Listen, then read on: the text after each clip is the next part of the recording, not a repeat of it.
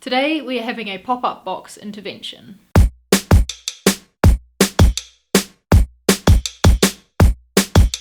I think most people would tend to agree that pop-up advertisements are bad. They get in the way when you're trying to read a site because they overtake the page and hide the information you were looking at underneath. It's hard to find the close buttons, so you can't get rid of them. They just feel really frustrating and spammy. Well, guess what? Pop-up boxes asking you to subscribe to a newsletter cause a lot of those same issues, and yet so many people and companies still have them on their sites. When someone visits your website, you want to give them a good experience, right? You want to make it easy for them to read the post that they're interested in or find the information that they're looking for. Giving them a good user experience is going to make them see your brand in a really good light. Pop-ups that take over the screen are harmful to a good user experience, whether they're an advertisement or they are a box asking you to subscribe to a newsletter. They take over the screen and they cover up the thing that the reader was trying to actually read. They interrupt them and they shout for their attention.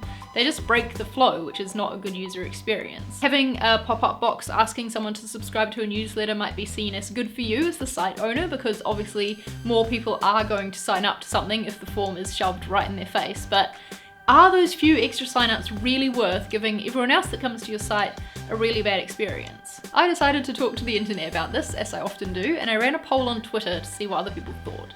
And I had some really interesting results. Only 1% of the 134 people who answered my poll said that they actually subscribe to a newsletter when one of those form overlay things appears. 75% said that they search for the close button and get rid of it, and 23% said that they actually leave the site, which I think is perfectly understandable. They've had a bad experience, so they're gonna look and see if they can find what they're looking for elsewhere. In my personal opinion, the 1% who signed up are not worth the 23% who had a bad experience and left the site. The moral of the story is, don't give your users a bad experience. There are ways to increase newsletter signups without resorting to a form overlay. On a blog, for example, you could highlight the sign up form in a sidebar or perhaps in the footer.